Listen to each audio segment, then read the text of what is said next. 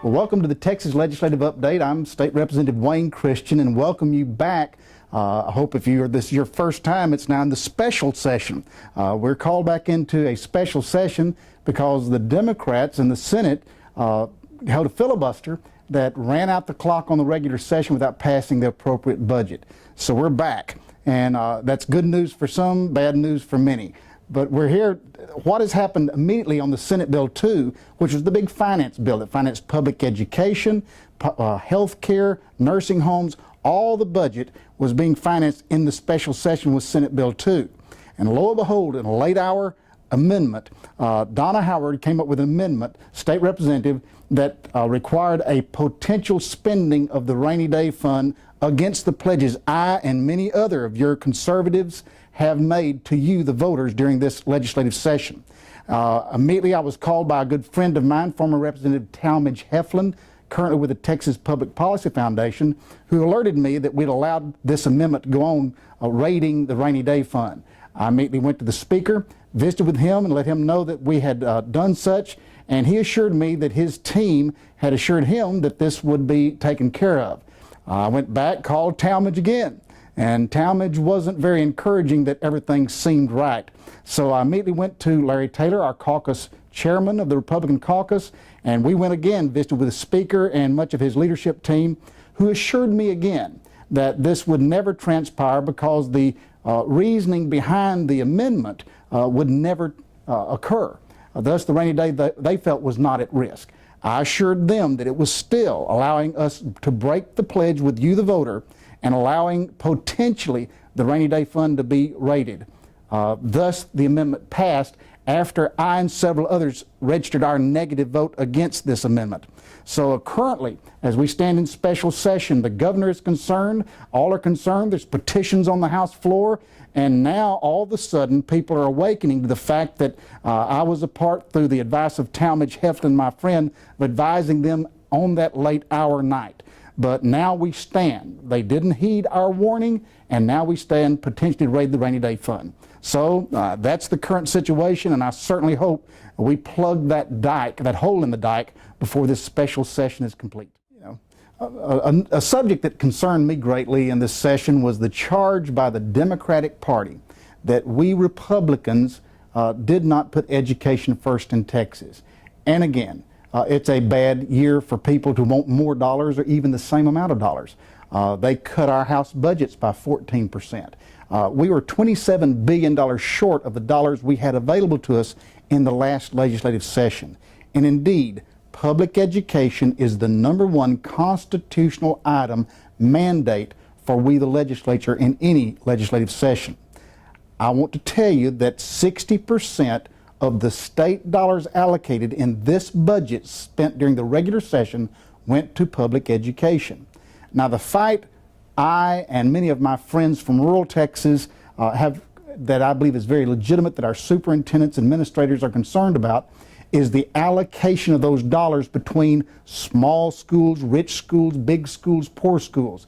And that equation is controversial. I have school districts within 15 minutes of each other of the exact same size population that are receiving literally $1,000 more per student. That's unfair. And I hope during this legislative special session we can attack and try to equalize that formula. But that's the fight. But when the superintendents and administrators say they indeed didn't get as much totally in funding, they're telling you the truth. But the fact is, we did, as Republicans, put education first with 60% of the dollars we had available and $3 billion of the rainy day fund for the last legislative biennium. One of the biggest charges you'll hear from the Democratic Party about we conservatives and Republicans during this session is that we didn't put education first in Texas. I've already covered that 60% of the state budget of what dollars we controlled went to public education. But the point of the Democrats charging that we do not put education first came to quite a unbelievable time in the Texas legislature at about 2 o'clock in the morning one evening when I introduced an amendment. Now we have a close budget, a budget that's short and doesn't provide enough money to education and a lot of other avenues that we really would desire to give more dollars to. So I think it's time that we scrub the budget. That's what we pledged to you without hitting any more of the rainy day fund. For that purpose, I identified what was brought to me by some students at the University of Texas, Young Conservatives of Texas.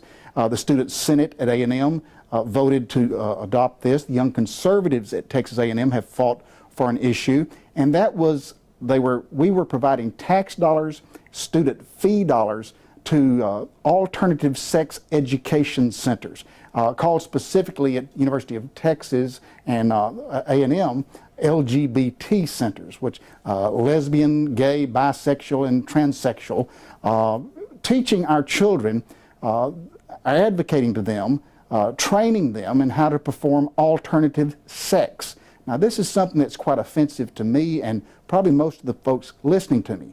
I wouldn't even say this in mixed crowd, but your tax dollar is going in our major universities to take our young people and train them in alternative sex methods. I immediately had an amendment that I put on at late that night that would defund, turn off our tax dollars to such alternative sex education centers, and had already passed this amendment in an earlier House Bill 1 during the regular session. And it got stripped by our Senate of the original bill. And so when it came back, I added another amendment to Senate Bill 1. Immediately, the Democrats started on the floor debating me of how terrible, how biased, how hateful, how homophobic, every other adjective you can think of if it just wasn't politically correct, that I was on this issue. But I held firm. For about 45 minutes we debated, then finally, and this is the revealing part, one of the Democrat Hispanic chairmen stood and filed a point of order against the entire Senate Bill 1 because of my amendment. Now take this. The Democrats have charged that we don't put education first. They stood for some almost 20 hours debating education, human services, all the different social funding that's going on in the state of Texas. Never once did they file a point of order to kill the entire bill. So it wasn't education as their first love.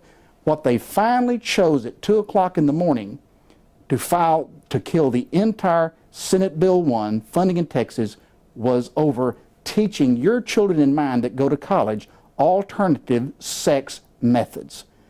It's astounding to me. So when the Democrats come a-calling and tell you that they put education first, they didn't, and by example, they put teaching your kids how to perform alternative sex in college is more important to them than education, old folks' homes, human service, or anything else in this state. Thus, Senate Bill 1 lived because I did pull the amendment knowing that we had a lot of good rules that we had passed that day, such as cutting funding to Planned Parenthood for the first time in the state of Texas. And I think it was a good bill. Didn't want it to die because of this. But again, folks, remember, the Democrats made their point that education was not most important to them in Texas. Let me tell you what I think is important in the state as far as the budget is concerned and as far as education. Education is continually a fight. Every session I've been here for almost 15 years, the number one issue is how do we get enough dollars for public education for our children. Let me tell you the flaw I feel in the system. The flaw is property taxes are outdated as a mode for taxation to fund public schools. The value of property is not increasing fast enough to keep up with the cost of public education and building, transportation, all that's involved with education. Yet we developed that system back when we were farming as the number one income resource in the state of Texas. So we're taxing today, even though we've moved from an agricultural farming community in Texas into a manufacturing economy. Now we've moved away from manufacturing into a service economy, but we're still taxing as if we were all farmers. Secondly, we are taxing now only 20% of the population to pay 100% of the education cost. It is a non-sustainable method of funding public school education. I've had Art Laffer, the great gentleman economist that you may have heard on television that did originally on the Laffer curve on a napkin with Ronald Reagan and developed supply-side economics as a system in the United States under the Reagan administration. He has developed a study through the Texas Public Policy Foundation that we've used of how we could replace property taxes to fund public education in Texas. I've used that in 2 separate sessions, but again, the leadership currently of the Texas House in this session and the last did not consider replacing our current method of property taxes with another method. Now, the debate on how we replace that will be where the rubber meets the road. That's not the issue that I'm debating. Right now, we're about to see, I hope not, but what I'm in fear of, is you're going to see public education come to unabridged screeching halt. The schools won't be able to open the doors one day, and all of a sudden you're going to have a special session called where in 30 days we're supposed to meet in Austin and come up with a brand new system to fund education. That's not good. Or the second not good is much like Justice Willie Wayne Justice did several years ago, a decade or two ago, to our prison system. If you remember, when the federal judge comes in, he takes over the prison system, and we went through a couple of decades of some hard times because we did it like he said, not like the people wanted. The same thing could happen with public education, with the federal courts taking over our public school system. For that purpose, I've introduced a bill the last 2 sessions to require that in 2 sessions, which gives us 4 years to study how we're going to tax, where we're going to tax, and what we're going to tax to replace property taxes. That would give us time to study it. Let me tell you a couple of the ideas that Art Laffer has come up with. He says that we can increase sales tax across the state by 1 cent. And this would still make us competitive with neighboring states. If you get it much more than that, our prices become higher. But consider we do not have, nor do we want, a state income tax. 1 cent on the sales tax would keep us still cheaper than states around us. Secondly, another area to look at are the exemptions from the current sales tax. Understand this will be a hot debate, but right now we need $19 billion to replace property taxes. We have $37 billion in exemptions to the current sales tax. Thus, a fight will ensue, but there's definitely enough money to fight over removing some exemptions to things. Quite frankly, when I go to the grocery store, I don't know what I do or don't pay taxes on in the store. And so there are some legitimate places and some places we do want to protect those exemptions. But that's a fight we need to have. This does not include a income tax. And a lot of people, anytime you talk taxes, we're trying to sneak in an income tax. No, we can solve this problem without incurring an income tax, which, by the way, is constitutionally currently protected in the state from not having a state income tax. So that's just the current issue I believe we need to address, which is property taxes in the state of Texas. You know, I want to say a complete thanks to Texas Monthly one more time. They've named me one of the top 10 worst legislators in the state of Texas. The last time they did this, of course, in the same year, I was given by ALEC, the American Legislative Exchange Conference, the Jeffersonian principled conservative organization, as the best legislator in the nation. In the same year, I was made worst in the state. And this year, again, I want to thank my friends at Texas Monthly for naming me again as one of the top 10 worst. It's amazing to me that there is not an understanding. You know, it's that concept that I really have conflict with a lot of my friends and a lot of different organizations. They say you can't mix morals and money. Fiscal issues is what government should be about, not moral issues. I have the issue on the gay and lesbian and transsexual centers at their universities, which to me is a moral issue. It's both a fiscal issue of not spending our tax dollars, but nobody wants their children to be taught how to perform transsexual acts when they go to college. That's not what you send your children to universities for. We've handled issues on morality. One is scope of practice of our medical community, that you allow everybody that's trained, licensed, and regulated to perform to the maximum extent of their training, that medical training. That's a fiscal issue, but it's allowing people to do what they're trained and licensed to do, which I think would lower cost, expand medical coverage in the state.